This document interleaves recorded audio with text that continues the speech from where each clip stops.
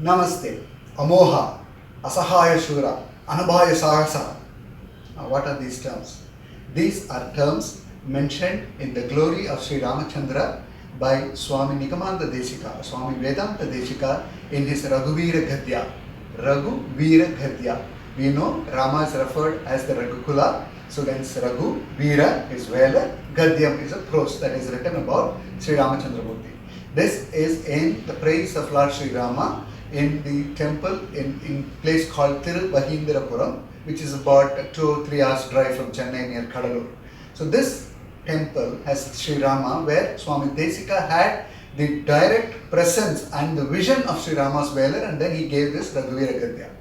Now, we are enjoying the bliss of Sri Krishna in a series called Naama Geetha, where Sri Krishna's names are being enjoyed as it occurs in Bhagavad Gita. Now, where did Sri Rama come here?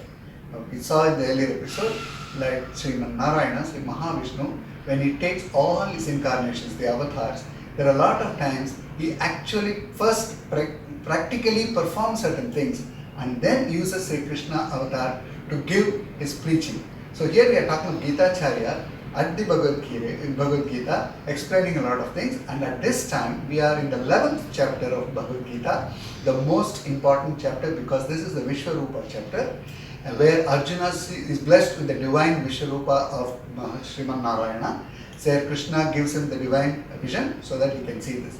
So at that time, in this episode, we are going to see 11th chapter, 19th sloka and 40th sloka. A name occurs called Anantha Veerya.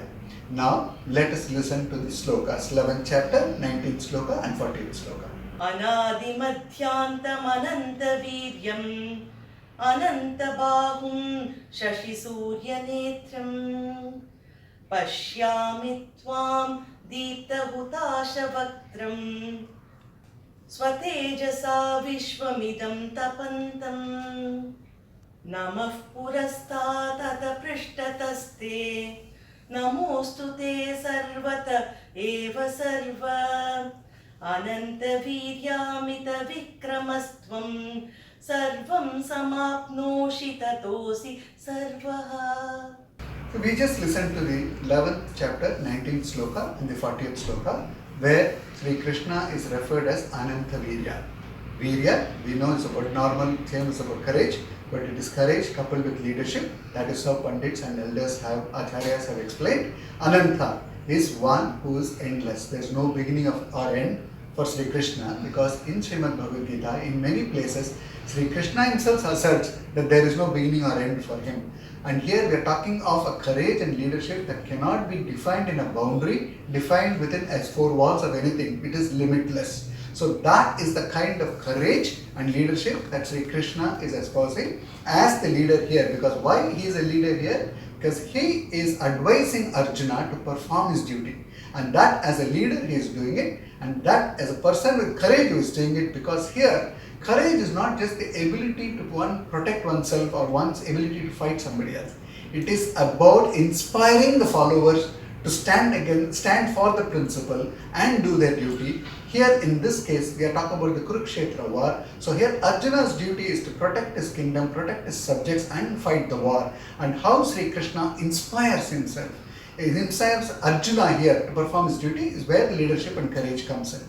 In the 11th chapter, 19th sloka, Bhagavad Sri Ramanuja in his Geetha Bhashyam has explained that when the term Veerya comes, it should not be read singularly. It has to be read in a confluence of 6 traits that happens for Sri Krishna: Jnana, Bhala, Aishwarya, Veerya, Sakti, Tejas. So 6 of these traits should be read together when the Veerya term comes in. That is what Sri Acharya Ramanujacharya explains. When we go to the 11th chapter, 40th sloka, Arjuna is addressing Sri Krishna as the one who is Anantha Veerya. Now, here again, let us remember, 11th chapter is about Vishwarupa, and Arjuna has seen Sri Krishna in his full form, okay, because blessed by Sri Krishna himself. And here he is saying Arjuna's many shoulders, he is saying many arms, he is saying many eyes, he is saying many mouth and many legs that which he can surrender to. Now everything is plenty here, Anantha, And Virya and Maha, we say, right? Everything is big, everything is more, because Arjuna was blessed with the divine darshan of seeing Krishna in his true form, in a Vishwarupic form. And that is how he says Anantha Veerya, because I don't see a start or end for any of you here. You are a man of courage. You are here, Lord, with courage and leadership, that you inspire me and you tell me how to fight this war. And this is what I am worshipping now, hey Krishna, and says Anantha Veerya. At the start of this episode, we referred to Swami Vedanta Desika's three terms: Amoha, Asahaya Shura, Anabhaya Sahasa. These were the terms given to Sri Rama, because again, Veera, Rama is always, we know in Ramayana how Rama fights the war. And not again, we are again seeing that it's not about the ability, it's one singular ability to fight. It's all about inspiring everybody. Lord Sri Ram was able to inspire a stream of monkeys, okay, if you have used the term, from Kishkinda to support him and fight the war. And that is the ability of a true leader, where we are talking of courage and leadership together, Anantha Veerya, where he's completely performing his duty, not just by leadership but also by courage. Because courage without leadership, or leadership without courage, will only be 50%. So you need to have 100%, where I have the courage to perform the duty. I also have the leadership to inspire my followers, because they pose faith in me. Sri Krishna, the more faith we pose, more inspired we will be, because Sri Krishna is right there with us. We saw from the first chapter, we are going to see till the last chapter that he is Achyuta. He is going to hold us ever. And all we need to do is reach him with faith.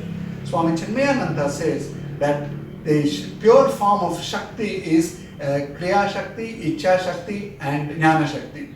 First is Jnana Shakti, because I need to have an idea, I need to have the knowledge. Then I need to have the Icha, or the intention to perform something, and the Kriya Shakti, the ability to perform. So having just the knowledge or having just the intention and not able to do anything doesn't solve anything. We all know vision is without action doesn't help anything. Here we are talking of vision, the related knowledge and action required to achieve something. So that is how Sri Krishna is looked at as a Veerya, Anantha Veerya, one who has no limits by any definition, and who has abundance of courage and the leadership to inspire every one of us to perform our duty at all times. And that is what we are going to worship. Worship Sri Krishna as Anantha Veerya and be blessed always. Namaste. Madhava Achyuta Krishna Hare Rishikesha Keshava Govinda Vasudeva Bhagavan Janardana